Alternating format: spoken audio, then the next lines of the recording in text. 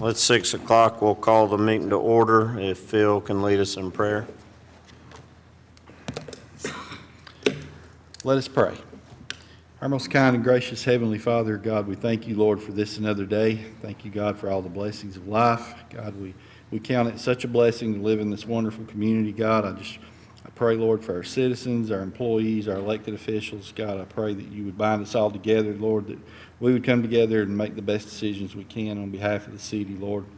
God, I'd be remiss if I didn't think of all those tonight in this prayer that are suffering tonight with all the tragedies that have gone on in this country with fires and floods. God, I just pray that you would be ever present in the lives of those affected by that, and please move in their lives to see to their needs. Now go with us, lead, guide, and direct us. Please grant us all traveling graces back to our homes this evening. These many favors and blessings I ask in the name of Jesus Christ. Amen. Amen. We've got some scouts among us. Would you guys like to come lead us in the pledge to the flag?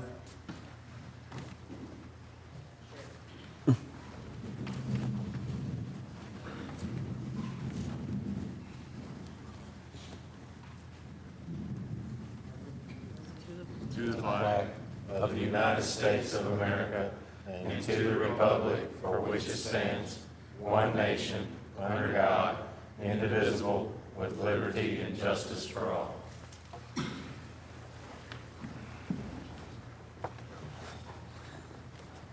Next, we need to consider the agenda for adoption. Do I have a motion? So moved. Second. Please vote. Motion carries 5-0. Item 6, we need to adopt the following meeting minutes. Item 1, the regular meeting of June 17th, 2025. Do I have a motion? Make a motion to adopt. Second. Please vote. Motion carries 5-0. Item 2, executive session meeting of June 17th, 2025. Do I have a motion to adopt? I'll Make- move. Second. Please vote. Motion carries 5-0. Item 6, there is none. Item 7, under old business, planning and zoning. Item 1, annexation application 2025002 for Hoff Homes LLC.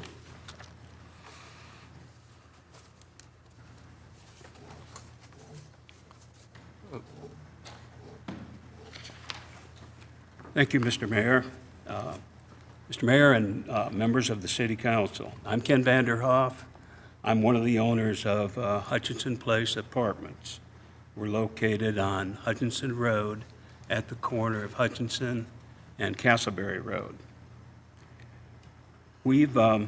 There we have 5 buildings with 4 apartments to a building. We have that on a 4.53 acre lot. And we're asking that to be annexed, plus an additional 0.44 acre lot that's vacant.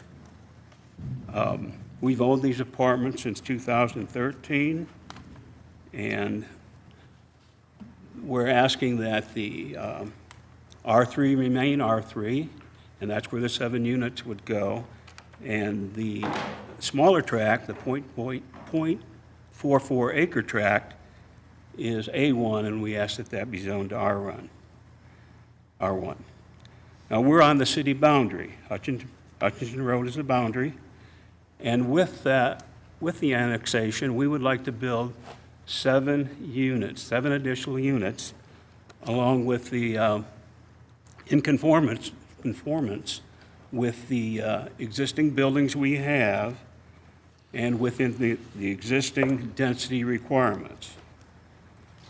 Why do we want to do this? Well, we have 25% or a little more of our renters that are 65 years of age and older. We feel we'd have a quicker response time by first responders in case of some emergency. I'll also be frank, your city government is more approachable to our renters and owners. I understand that you can send an email to the city of Cumming and get a response. Also, your city police chief has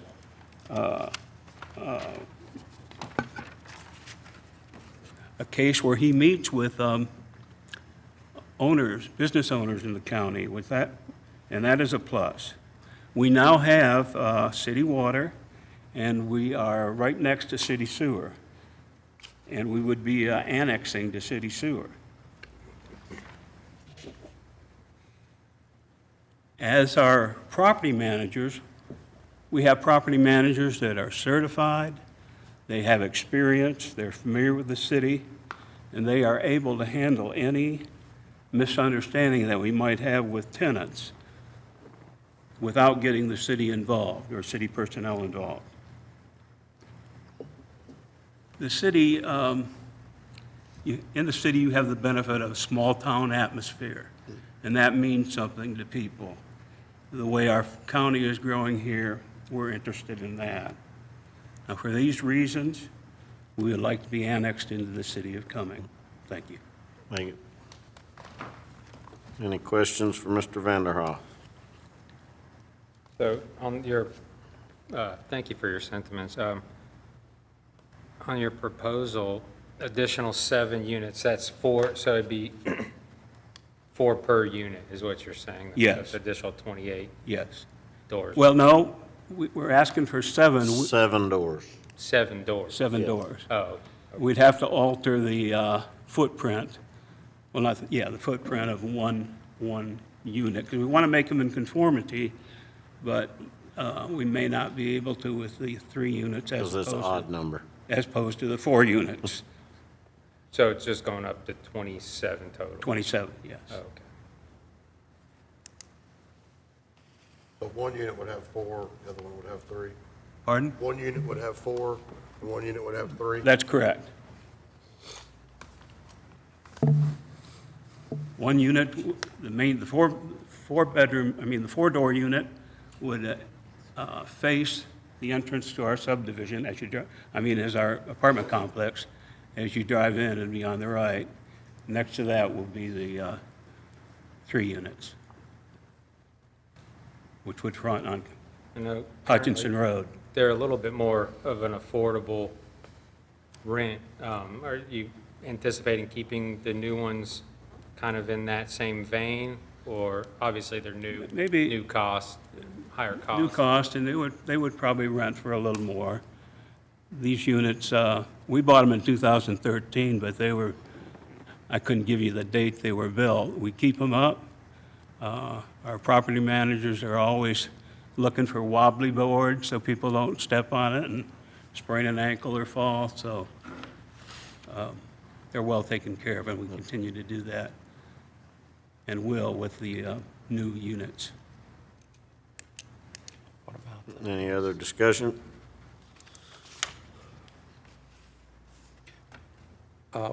We've had in some of the other apartments that we've rented before where we give discounts to, Troy can probably comment on the amount, I can't remember, but to any police or fire rescue ambulance service. Is that something that you could offer? We could, I usually leave all that to the property managers. Yeah. I know we do have some city employees residing there now, Yeah. at least 2. Those others were on.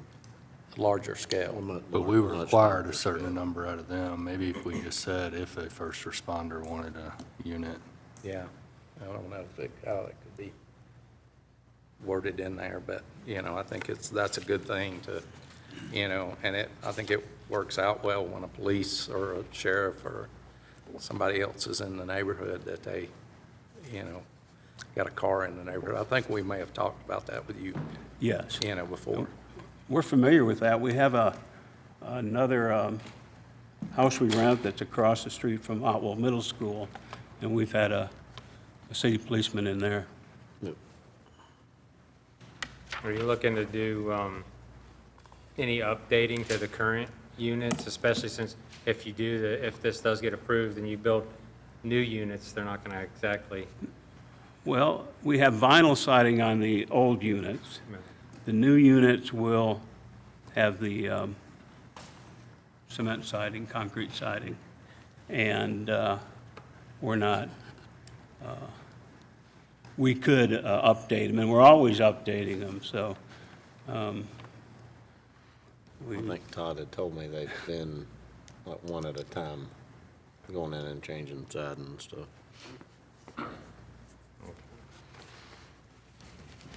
Any other discussion? I have a motion to approve.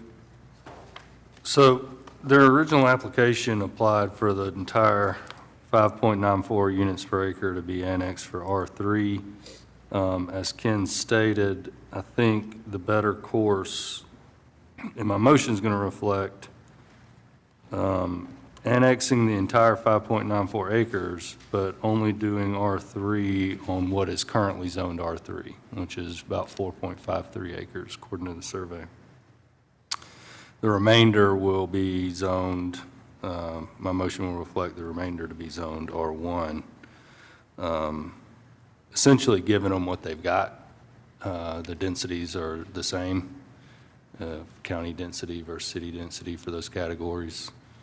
So I've got a couple conditions to read that I'm going to, in my motion, request be included, and a couple from the Planning Commission to be deleted.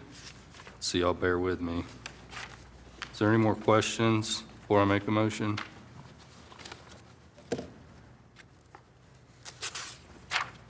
All right. I'll make a motion to approve the annexation of 5.94 acres, provided that the original, the 4.53 acres currently zoned county R3 be zoned city R3, and the remainder to be zoned city R1. With Planning Commission conditions numbers 3, 4, 5, and 6, add a condition that the developer shall provide enhanced landscaping along Hutchinson Road,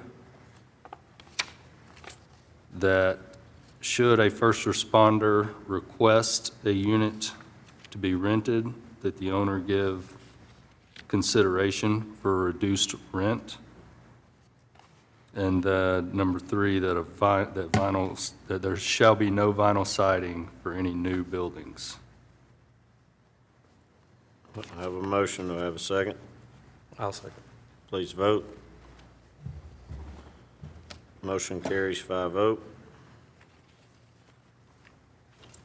Next, under new business, planning and zoning, item 1, rezoning application 2025061 for Matt Highway Land Company LLC. Thank you, Mr. Mayor, members of the council. Before you, this item requires a public hearing. Before you open the hearing, I would like to read the report, Planning Commission report into the record. The agent has made application on behalf of the property owner to rezone 5.068 acres, more or less, from highway business and office professional to central business district. This rezoning involves 2 properties and a portion of a third, including a restaurant and a vacant residence. The future land use designation for these properties is commercial. Therefore, this request is in conformance with the comprehensive plan, with the city's comprehensive plan. The site, the site plan proposes 60,000 square feet of retail space and 298 spaces. The Planning Commission held a public hearing on June 17th. There were no recorded opposition. The board voted unanimously to recommend approval of the proposed rezoning with the submitted site plan and the revised zoning conditions as presented. I'll try to answer any questions before you open the hearing.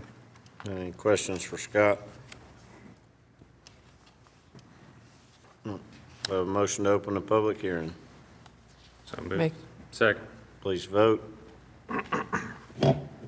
Motion carries 5-0. Is there anyone that'd like to speak in favor of this rezoning application? Anyone like to speak in opposition? Have a motion to close the public hearing. So moved. Second. Please vote. Motion carries 5-0. What's the pleasure of the council?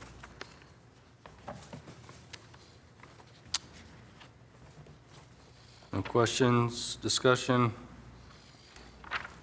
I will make a motion to approve the application as presented by Scott with conditions 1 through 12 as amended in our packet. Have a second? Second. Please vote. Motion carries 5-0. Item B, administration. Item 1, 2024 audit report from the Rushton Group.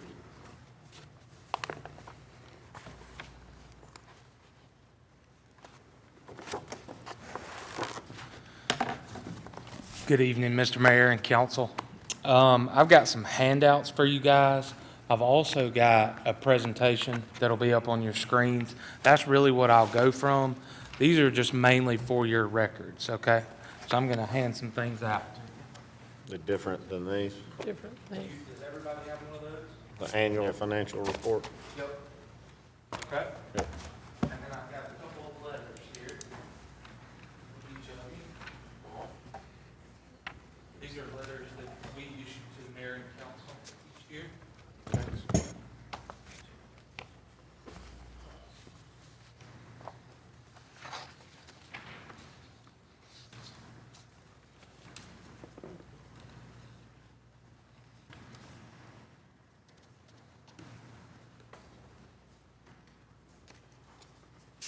Thanks, sir.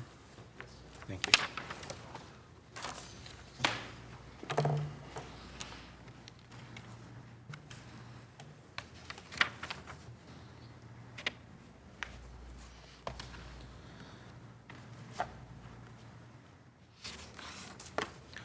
All right, so my name is Will Merritt.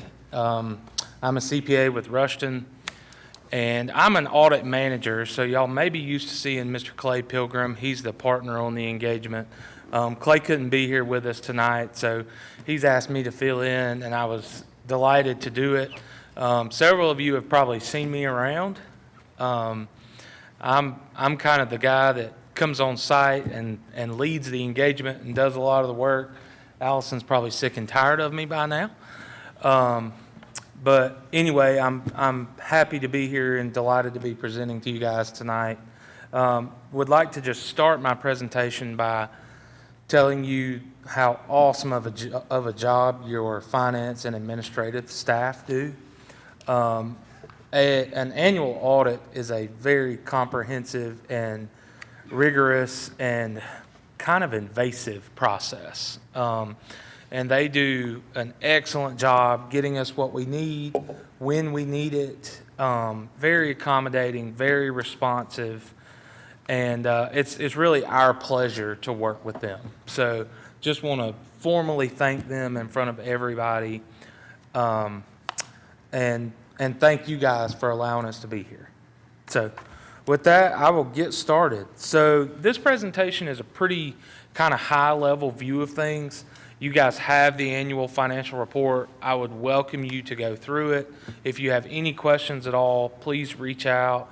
My contact is at the end of this presentation, or Allison has every way possible to get a hold of me. So please reach out if you have any questions that I don't answer tonight. All right, so the page numbers in this presentation reference the page numbers in the annual financial report, okay?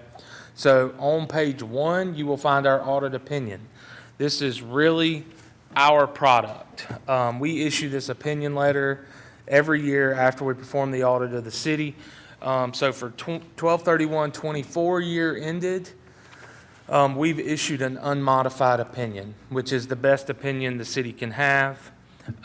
It's what we expect. Like I said, you guys do a great job. So we issue that unmodified opinion, which basically says that we believe that these financial statements are free of material misstatement due to fraud or error. So we believe that they are stated materially correctly.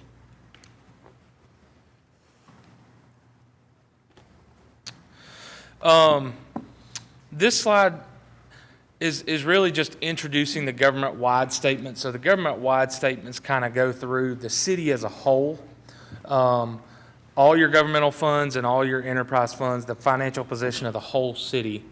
And then as you go deeper and deeper into the report, it kind of gets more and more granular. So it goes by fund, for your enterprise funds and your governmental funds. So these next couple slides, I'm going to talk about the entire city as a whole.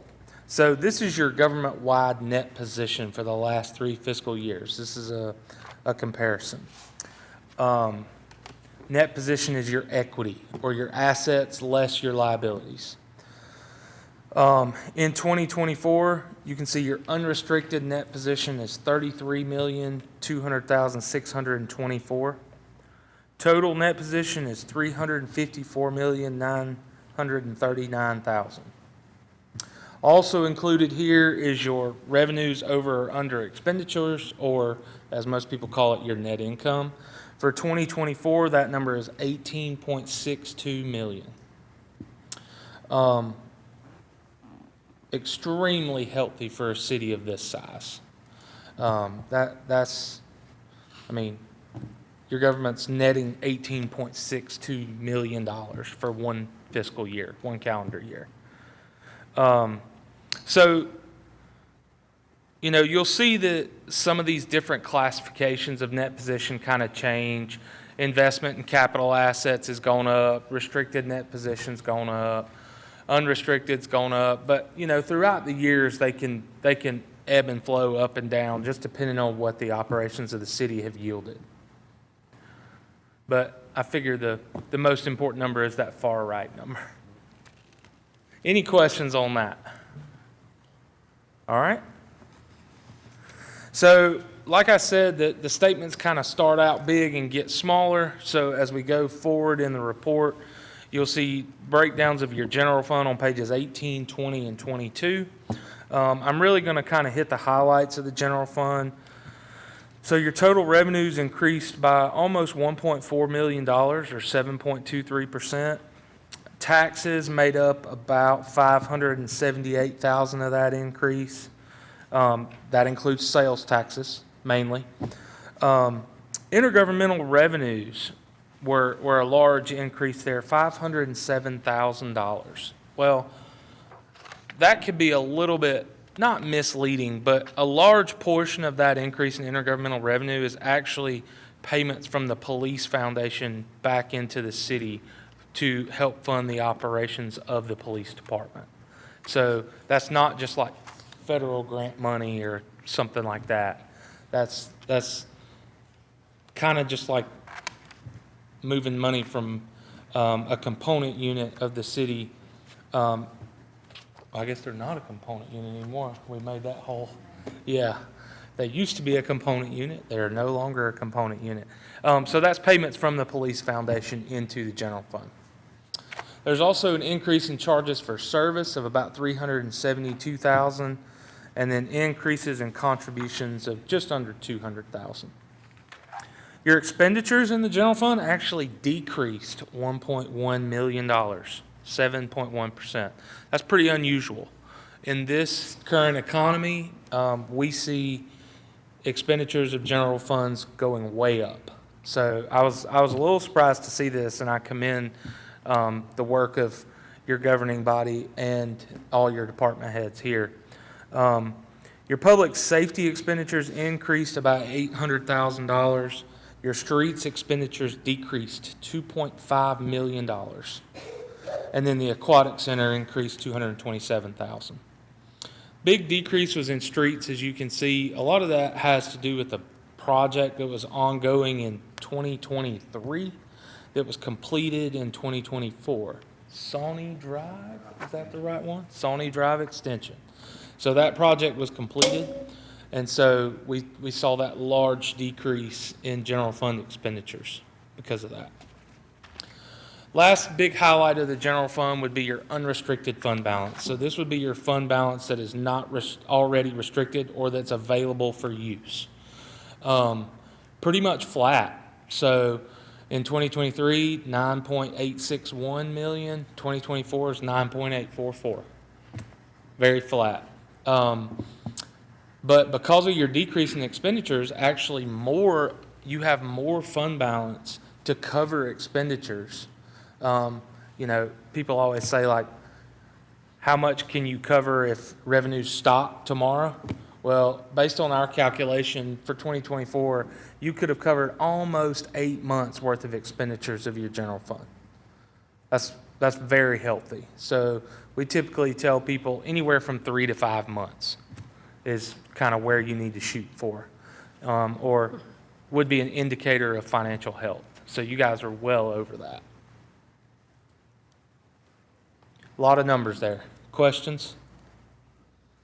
Okay. So this is just kind of a chart, a graph depiction of some of the detail that I just talked about. I'm kind of a visual guy, so I like to see it on a chart. It helps me kind of understand it a little bit better. So what you can see here is that upward trajectory in revenues. Pretty strong upward trajectory, which I thought might be important to you guys.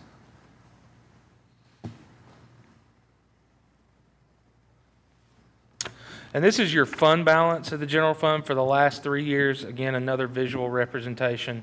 2024's basically flat. This shows a comparison between total and unrestricted. Again, that division between the two is very small, which is what you want. You want your fund balance to be unrestricted. So, again, very healthy. This kind of helps break down general fund revenues by source, so I'm not going to go through every single one of these, but just wanted to highlight sales tax makes up about 39%, and then your charges for service makes up about 27%, and that includes your sanitation, your garbage is included in that charges for service. Then you got, some other stuff in there, interest, licenses, fines and forfeitures, some other small categories. But those are kind of the two biggies. All right, same thing, except on the expenditure side. So this just kind of helps break down your expenditures of the general fund by function. So the departments are grouped up under these functions. Your largest function is culture and recreation. So that would include any parks, the aquatic center, the gyms, all that kind of stuff. Then you got public safety, police department, public works, street department.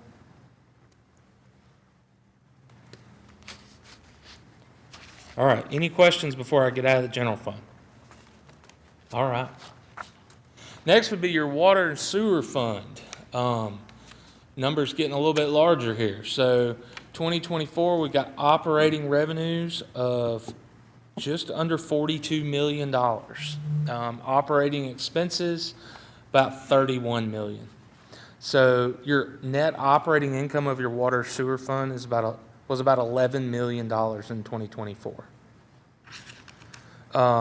Your net income in 2024, $9.3 million. So there was some other kind of income and expenses outside of operations, but $9.3 million net income water and sewer fund. That number, net income, was $5.4 million in 2022 and $4.5 million in 2023. So you saw a doubling of your net income in 2024 in your water sewer fund.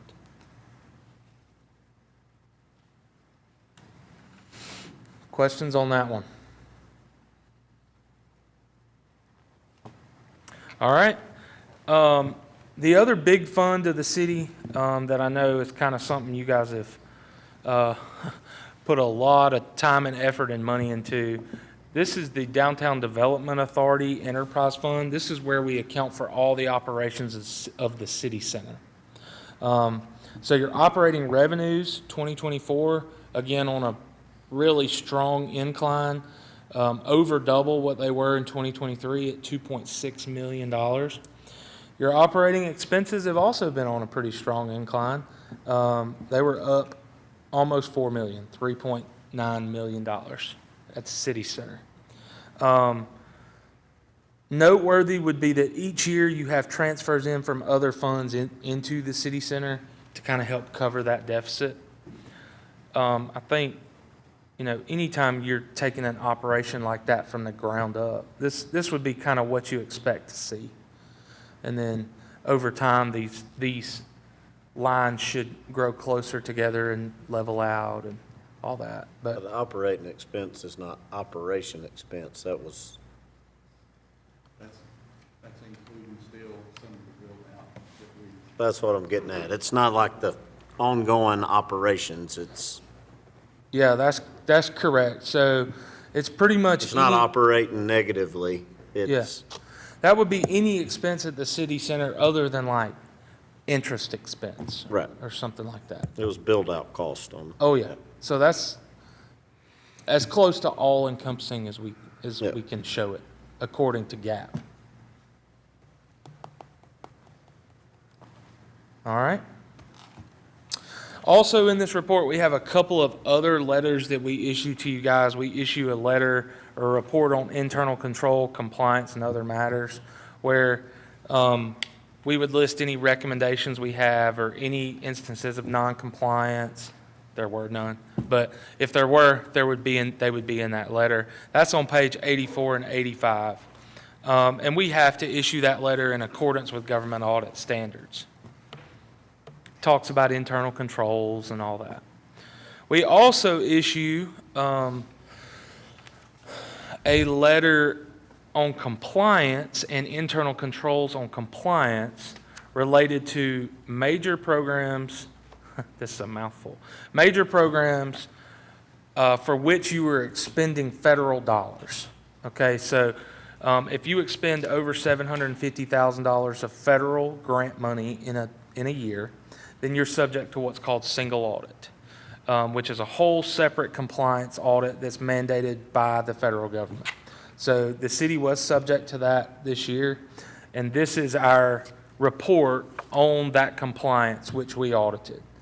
It's on page 86 through 88 of this report. We also had no findings on that.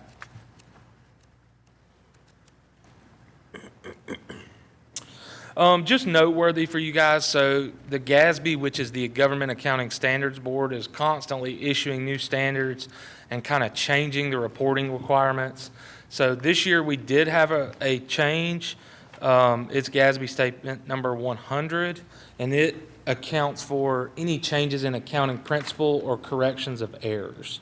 And we do have a disclosure in the annual financial report about our implementation of this standard. But it can make things, this standard could make things look a little bit funny, a little bit different from the prior year. We used to say prior period adjustment if we had a change related to an error from previous years. Now we have to say that was an error correction, not just a prior period adjustment.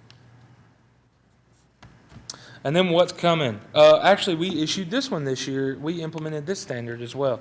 GASB 101 had dealt with compensated absences and accounting for sick and vacation time, but because of city policy and the employees having PTO, this standard really had no effect on the city, so that was nice. And that's really all the meat and potatoes that I have. Here's the contact info for myself and my boss, Mr. Clay Pilgrim. Again, please reach out if you have any questions that I don't answer tonight, or if you just want to chat about government finance, I'm always up for that. I don't get a lot of general inquiries about that. So any questions, general questions, specific questions, anything? I like your charts. Can you email those to us? Sure, Those actually, charts? well, I have the whole presentation. Do you want just the chart? You can send the whole presentation if you Okay. want. I just like those charts. Sure, yeah. You just send it to Phil. Phil can just, Yeah, Okay. she has it, yeah. And, we can do some more of that in the future. If you guys like the charts, I can do some more charts and less words, if that's better. that works. Okay. All right. All right. Well, thank y'all very much. Thank you, William. Absolutely. Next, item 2, underground storage tanks. Mr. Mayor, we need to get a motion Oh. to accept the audit. I have a motion to accept the 2024 audit report.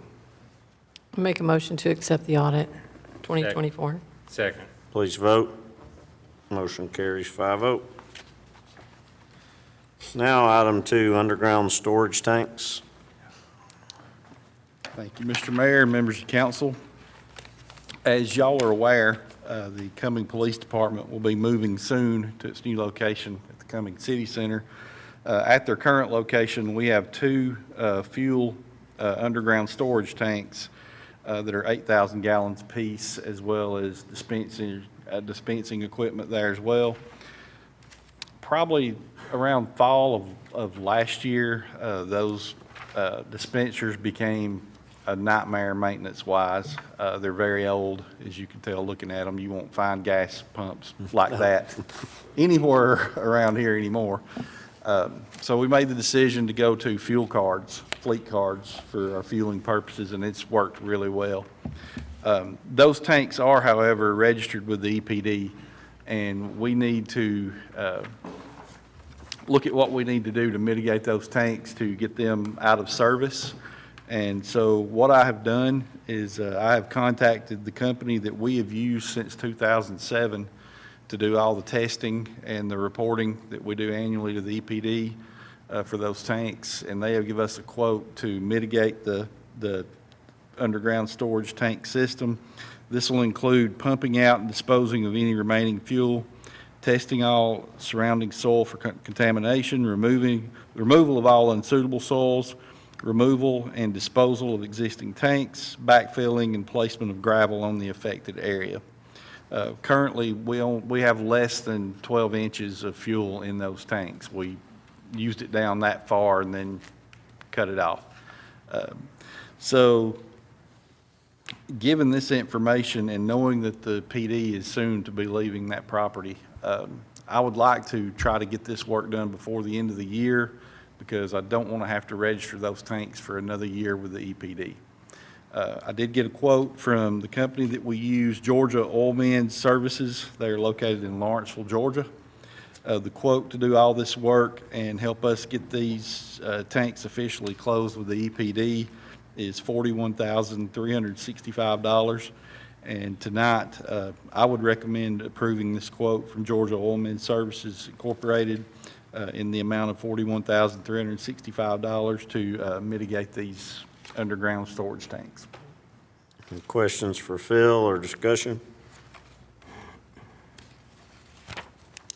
I have a motion to approve. Yeah, I'll make a motion to approve the bid as presented by Phil. Second. Please vote. Motion carries 5-0. Thank you very much. Thank you, Phil. Item 3, consider resolution for amicus brief. Mr. Mayor, members of the council, you'll recall that probably a couple of months ago, I came before you and asked you to issue a resolution in support of the city of Milton's effort to have the Supreme Court hear a case involving a planter that was in their right-of-way, where they were hit with a very significant judgment when someone, a driver, struck that planter. The Supreme Court has agreed to hear the case. That's step 1. Now we're filing the actual brief with the Supreme Court to try and have the decision of the Court of Appeals overturned. It's important for local governments around the state, including cities, because what the Court of Appeals decision essentially says is if you have things located within your right-of-way and someone strikes those and is injured by it, that you, as the city, can be held liable.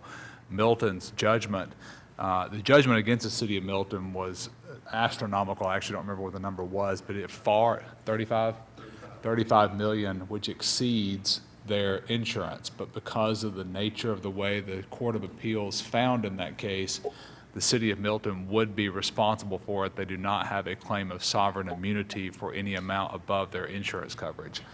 That would take all the money that Will just talked about, plus a bunch more, and the city would be broke if something like that were to happen to us.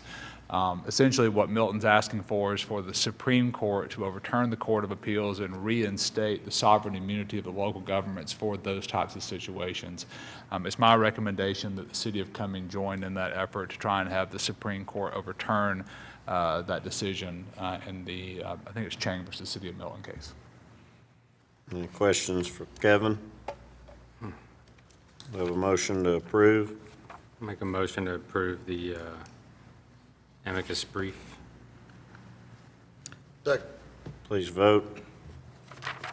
Motion carries 5-0. Thank you. Thank you, Kevin. Now, do we need to postpone so you can go to the All-Star game there? No, I'll still make it. I'll be quick. Chief Outlaw Gervin. No comment on that. Good evening, Mayor and Council.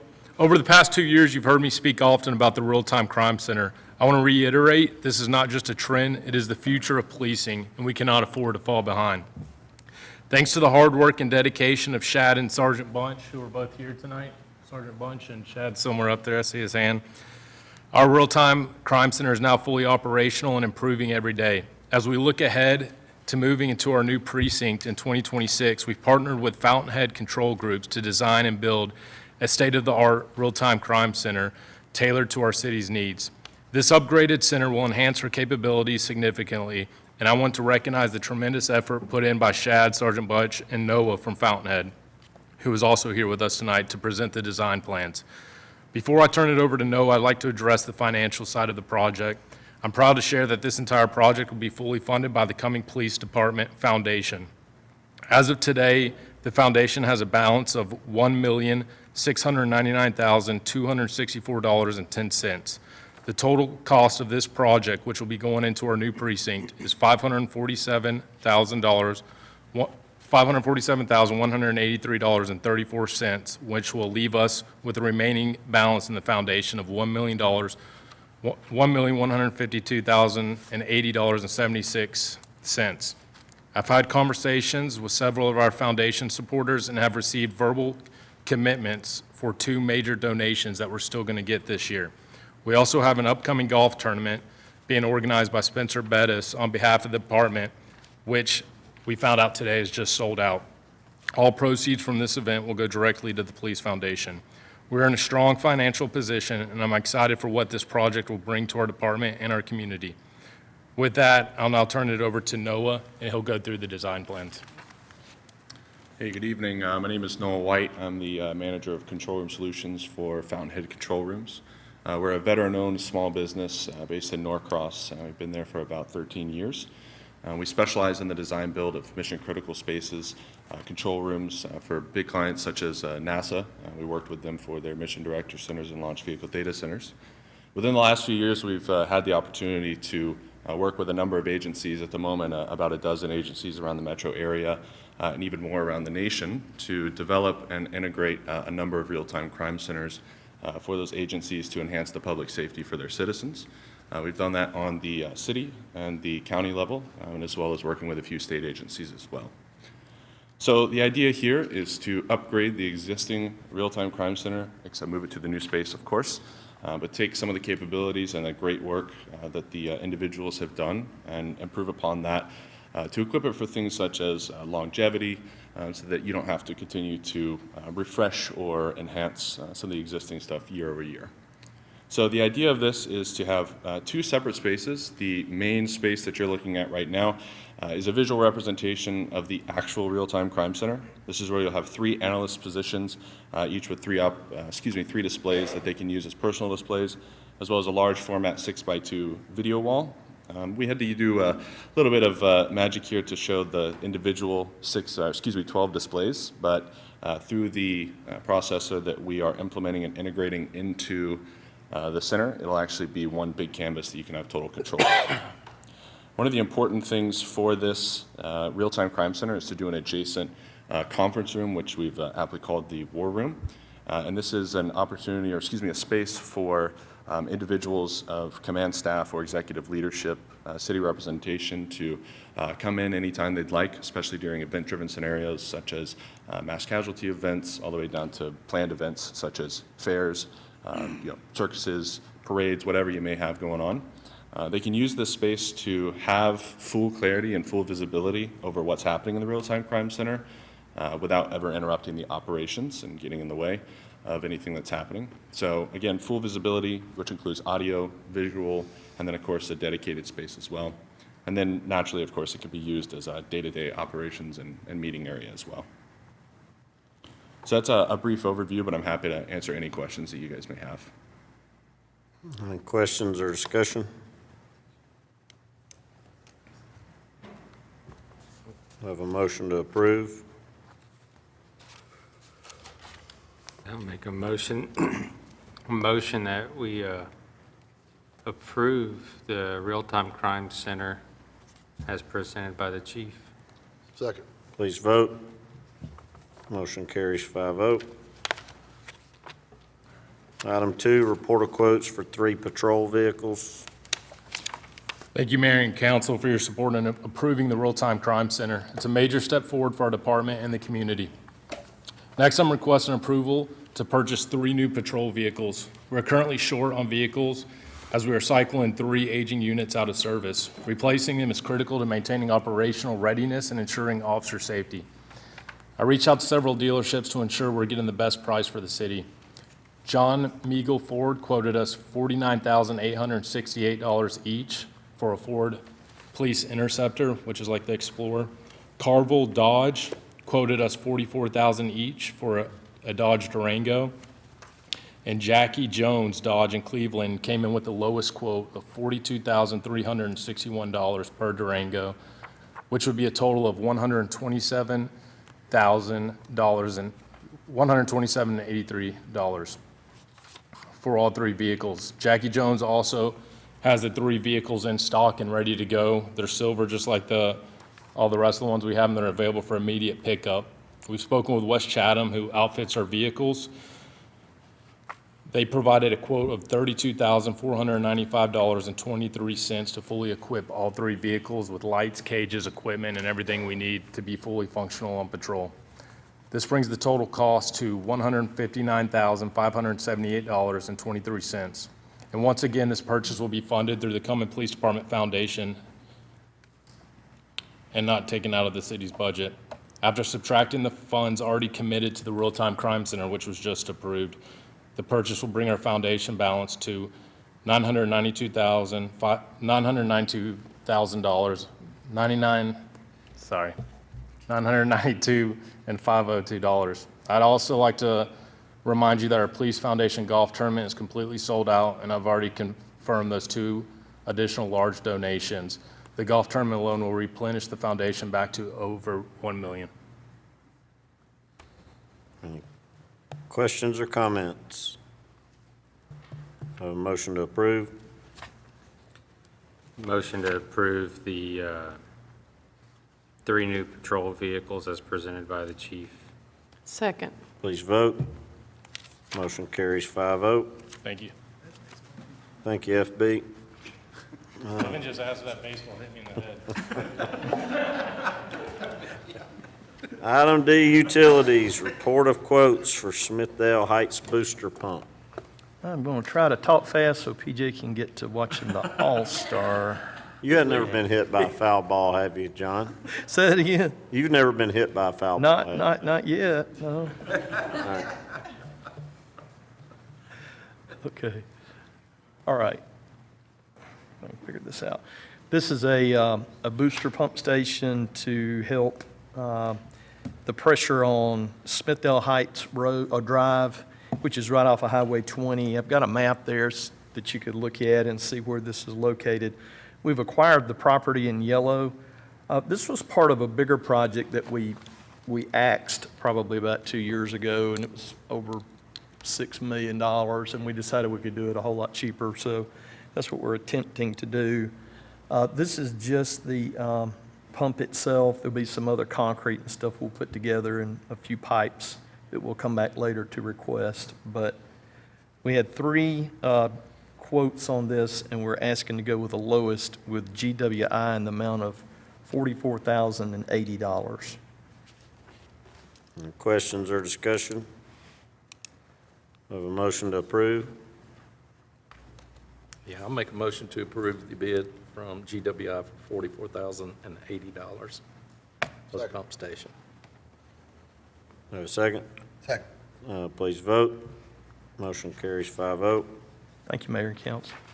Number 2, report of quotes, HVA system for PF upgrade.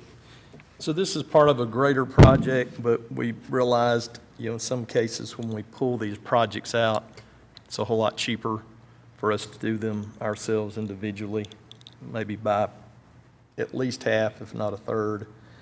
This is a building that we're trying to put the air conditioning in. It's going to be our new lab, central lab for the water treatment plant. And we had 4 quotes. You go out on the state procurement website and you get some really weird things back. So the low bid came from one called Max Air Mechanical, but they did not comply with the requirements of our bid. They left out a lot of equipment, different kinds of exhaust fans. The only one that met, the other 3 met all the requirements, and then the low bid came from our local Eddie's Heating and Air. We've worked with that group for many years, and we'd like to go ahead and accept, in essence, the lowest responsive bid, which was $151,000 from Eddie's Heating and Air. So what is Linda Clay Fashions and Accessories doing with heat Yeah. and air? We were kind of wondering the same thing. I'm not sure how that works, but, Just curious. yeah. Do we have a motion to approve Eddie's Heating and Air? I'll make a motion to approve Eddie's Heating and Air for this project in the amount of $151,000. Second. Please vote. Thank you, Mayor and Council. Motion carries 5-0. Item 3, Sitting Creek Sewer Trunk Line Change Order. So this one's a little bit more complex to explain. If you look, if you look at the map and don't pass out, the line in light blue is Setting Down Creek gravity sewer line. Previously, about, 9 months ago, we came to the council and asked, the entire bid had the gold or yellow line and the light blue line. And we didn't have enough money in our GFA loan, so we cut the scope down so that we could afford it, with that loan. And so, we cut that out, we cut the scope down. However, that gold line, we really need to get it in the ground. And we have a lot of demand. I've shown on there some potential, folks that have approached me about developing that need sewer. I believe in short order we'd pay for it. It seems like a good financial investment, in my opinion.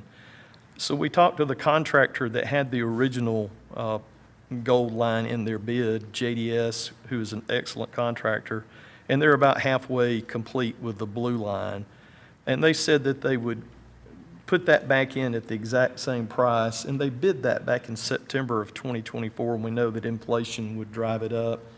So it would be our recommendation to go ahead and put that amount, $4,531,636, back into the project and allow JDS Construction to move ahead with that part of the project. We have a subsequent GFA loan I'll explain next. Are there any questions or discussion? We have a motion to approve. So you need an approval for the change order. That's correct. Make a motion, we approve the change order in the amount of $4,531,636 to JDS Construction. Second. Please vote. Motion carries 5-0. Thank you, Mayor and Council. Item 4, supplemental GFA loan for Thalley Creek gravity sewer main. Mayor and Council, we approached GFA in the fall of last year about 3 additional supplemental loans. This is one of them. The amount is less than what we approved in that change order, but we would, the remainder of the cost would come out of our funds that we have in reserves. One of the reasons we think it would be good to go ahead and take these loans, although we have money in the bank, we have a 2.35% interest rate for 20 years on that money that we get from GFA. Currently, we're generating about 3.6% interest on the between $25 and $30 million that we have stashed away. If at some point, interest rates come down and we need to pay off some of these loans, we can do that. But we kind of thought it would be a good business decision just to go ahead and take this loan, and there's 2 more coming after this one. Any questions for John? I have a motion to approve. And make a motion to approve the supplemental GFA loan in the amount of $3.625 million. Second? Second. Please vote. Motion carries 5-0. Thank you, Mayor and Council. Item 5, supplemental GFA loan for AWRF solids handling facility. This is a solids handling, it's a fancy word for sludge. It's the byproduct of a wastewater plant. It's something that the council has approved for construction, and we have now a supplemental loan to help pay for almost the entirety of the project. This is a centrifuge. That's kind of like the heart of the whole structure. It dewaters the biosolids, which have a lot of water in them, so we can put them in a dump truck and take them to the landfill. And so we would like to do the same thing, is accept this supplemental loan for this solids handling facility at 2.35% interest for 20 years, just as a business decision, if it pleases the council. I have a motion to approve. Make a motion, we approve the supplemental GFA loan for the AWRS solids handling facility in the amount of $5.1 million. Second. Please vote. Motion carries 5-0. Thank you, Mayor and Council. And supplemental GFA loan for PWPF 6MG Clearwell. This is we call it the potable water production facility, another fancy word for the water plant. But this facility will have an additional storage tank on site. Storage tanks aren't that expensive, but all the electrical and the motors and the pumps and the piping to make all that work, we've been hit really with inflation pretty bad. So we did ask for more money from GFA to supplement what we're trying to construct there, so that the city has storage, for several years to come. And this is another business decision to go ahead and take this loan because of the lower interest rate. Any discussion? I have a motion to approve. I make a motion to approve the supplemental GFA loan, GF 2024023 for $3,250,000. Have a second? Second. Please vote. Motion carries 5-0. Thank you, Mayor and Council. And item 7, sales and use tax refund engagement agreement. Mr. Mayor, members of the council, this is what it boils down to, a contingent fee agreement with a group that is looking to see if the city can recover any amounts of money that it or contractors might have paid on sales tax that should not have been paid because it was a public project that was done. What it boils down to, at the end of the day, is if they don't recover anything, we don't pay them anything. If they recover money, then we pay them a portion of it. John, do you remember the portion we pay? 25% if they're able to recover something. It's a no-risk situation for the city if they are able to recover anything. Right. Any questions or discussion? Do I have a motion to approve? Make a motion, we approve the sales and use tax refund engagement agreement. Second? Second. Please vote.